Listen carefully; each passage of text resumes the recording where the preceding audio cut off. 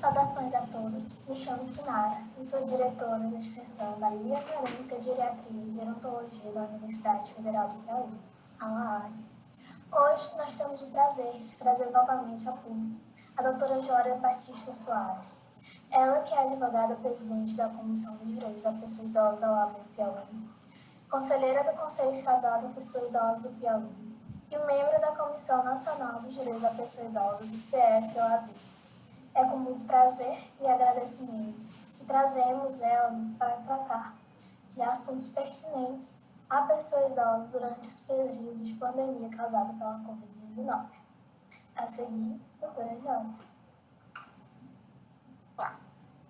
Direitos da pessoa idosa.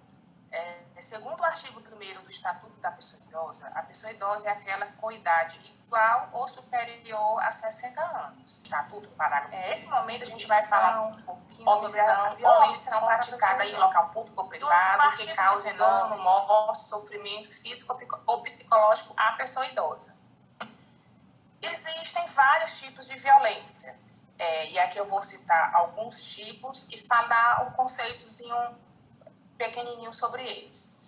Violência física, que é a mais conhecida, embora não seja a mais denunciada, que é o uso da força física para compelir as pessoas idosas a fazerem o que não desejam, para feri-los, provocar dor, incapacidade ou morte.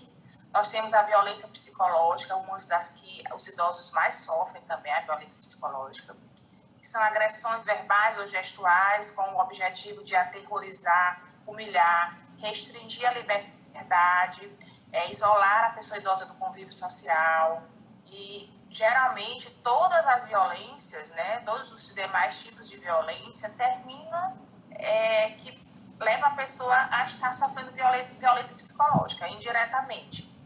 Nós temos a violência financeira, que é um tipo de violência muito preocupante, porque a maioria dos idosos são aposentados, recebem benefício do INSS, e geralmente as pessoas se apropriam, se apossam do cartão do benefício, e a pessoa idosa fica sem nenhum real no bolso, digamos assim.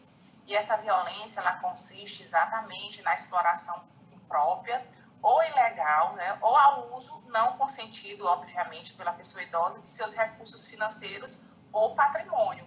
Essa violência financeira, ela não incide somente sobre dinheiro, espécie, mas também sobre o patrimônio das pessoas idosas, casas, bens móveis, Então, sobre dinheiro e sobre patrimônio.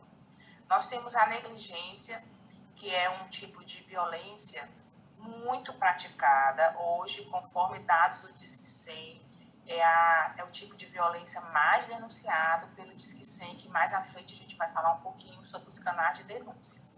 Então, a negligência, ela refere-se à recusa ou à omissão de cuidados devidos e necessários às pessoas idosas por parte dos responsáveis familiares ou institucionais. Resumindo, a negligência realmente é a falta de cuidado das pessoas que têm a obrigação de cuidar. Nós temos o abandono, que se manifesta pela ausência dos responsáveis governamentais, institucionais, familiares, de prestarem socorro a uma pessoa idosa que necessita de proteção e de assistência. E nós temos a autonegligência, que é um tipo de violência praticado pela pessoa idosa contra ela mesma. Diz respeito a uma conduta da pessoa idosa que ameaça a sua própria saúde ou segurança pela recusa de prover cuidados necessários a si mesmo. Eu dou como exemplo a questão de medicamentos, Às vezes a pessoa idosa tem que tomar alguma medicação e ela não toma porque não quer. Então, isso aí seria a autonegligência, que é um tipo de violência. Critérios que definem que o idoso em ambiente domiciliar está sendo vítima de violência. Como nós, como sociedade, podemos reconhecer que está acontecendo situação de violência doméstica contra uma pessoa idosa? Bom, eu costumo dizer, quando a gente fala sobre isso, que são percepções, que são detalhes, que faz parte da empatia que a gente tem com a pessoa idosa. Às vezes, a gente tem que observar mudanças de comportamento, Se for alguém que convive com a pessoa idosa, eu não digo necessariamente dentro de casa, se for um vizinho, se for um familiar que está visitando a pessoa idosa e ele conhece aquela pessoa idosa, vai ter mudança de comportamento da pessoa idosa que vai levar, pelo menos, a uma interrogação. Por que aquela pessoa idosa está agindo dessa maneira? Olhares tristes, por exemplo, da pessoa idosa. Então, assim, eu acredito que vai muito da empatia, de se colocar no lugar do outro e de ficar atento a detalhes do comportamento da pessoa idosa. Então, assim, no critérios para pessoas da sociedade é complicado. Então, assim, existe essa empatia quando você olha de maneira atenta para a pessoa idosa, que de alguma maneira vai lhe dar algum sinal de que ela está sofrendo algum tipo de violência. Então, assim, na minha opinião, são percepções. É o nosso cuidado, é o nosso carinho para com a pessoa idosa que vai vai facilitar com que nós vejamos que, de alguma maneira, ele está sendo violado ou violentado, seja fisicamente, psicologicamente. E aí, depois, quando você tem essa sensibilidade, você vai buscar, ou com a pessoa idosa ou com alguém da família, ver essa situação de violência que aquela pessoa idosa está vivendo. Quais os canais de atendimento para a realização de denúncias em tempos de isolamento, a violência cometida contra a pessoa idosa? Independente do isolamento, desse momento de pandemia que a gente vive hoje, nós temos alguns canais de denúncia. Nós temos o Disque 100. E aí eu já vou explicar como funciona o Disque 100. O Disque 100, ele é um canal federal ligado ao Ministério da Mulher, da Família e dos Direitos Humanos. Esse Disque 100, ele recebe denúncias do Brasil inteiro, não só da pessoa idosa também, ele recebe da criança e do adolescente, de outros segmentos, né? E aí, lá em Brasília, que é onde este canal fica centralizado, os responsáveis pelo Disque 100, eles distribuem para os estados, né? Aí, o que for de denúncia via Disque 100 relativa ao estado do Piauí, eles encaminham aqui para as instituições competentes para estar averiguando, investigando aquelas denúncias. Então, o Disque 100 é um canal federal que recebe denúncias do Brasil inteiro, não só de violência contra a pessoa idosa, mas, por exemplo, de violência contra a criança e adolescente. Tem outros segmentos também que podem ligar para o Disque 100. Outros canais de atendimento, né, de denúncias, seria no Piauí, em Teresina especificamente, nós temos a delegacia especializada da pessoa idosa, mas tem alguns lugares, alguns outros estados que não têm. Quando não se tem a delegacia especializada, pode-se ligar para as delegacias convencionais, as delegacias de polícias normais mesmo. Nós temos também como canal de denúncia o Ministério Público, nós temos a Defensoria Pública, nós temos os conselhos, o Conselho Estadual, quando está na capital, e os conselhos municipais, né, nos respectivos municípios, e nós temos também a OAB.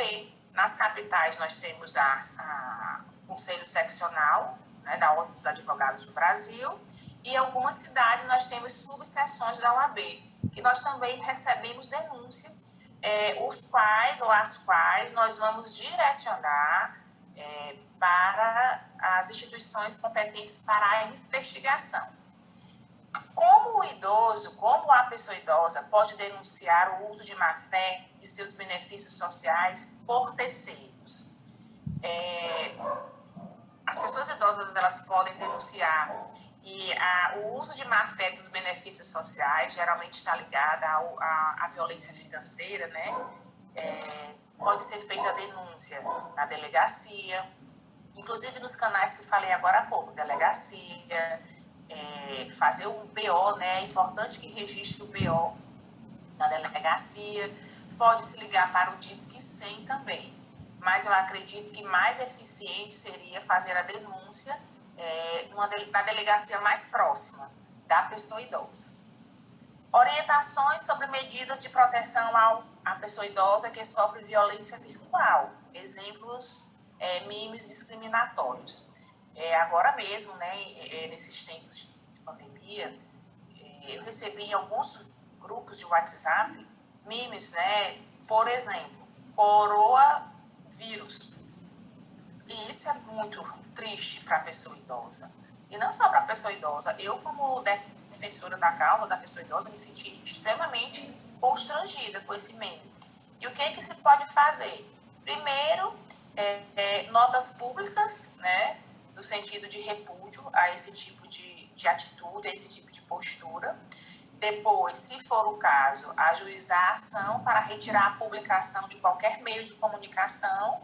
E, por fim, o inquérito, que é para apurar de onde procedeu esse meme, ó, essa violência virtual. E lembrando que nós temos também delegacia especializada em crimes virtuais também. E aqui em Teresina nós temos a delegacia virtual. Como ocorre o acolhimento social de pessoas idosas em situação de vulnerabilidade?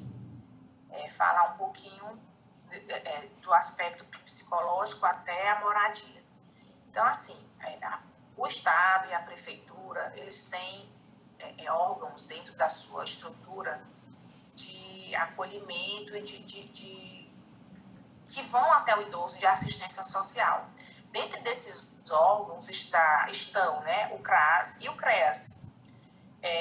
O CRAS e o CREAS, ele tem essa função de ir até a pessoa idosa, de fazer questionamentos, de verificar dentro do seio familiar como é a condição, como está vivendo aquela pessoa idosa.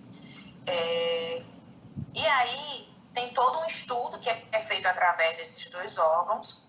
Um é feito antes do caso da pessoa idosa sofrer uma violência, no sentido mais preventivo, e o outro já atua de pós-agressão, no sentido de realmente ter aquele acolhimento institucional, de buscar, tentar proteger a pessoa idosa, e lembrando sempre que institucionalizar, colocar em alguma ILPI, que são as instituições de longa permanência para as pessoas idosas, deve ser pelo menos sempre a última opção, né?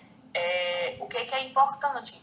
Primeiro, quando se detecta, né, que talvez que uma pessoa idosa está sendo, de alguma forma, sofrendo algum tipo de violência, é importante, primeiro, questionar familiares e a própria pessoa idosa, depois ver o que é possível fazer para a pessoa idosa se sentir segura dentro do âmbito familiar, sem retirá-la da sua casa inicialmente. Só em último caso é que se pega aquela pessoa idosa, se ela não tiver ninguém para cuidar dela, e se tenta colocá-la, inseri-la dentro de uma instituição de longa permanência, que é as ILPIs, antigamente conhecidas como abrigo, asilos e outras denominações. Mas hoje nós temos instituição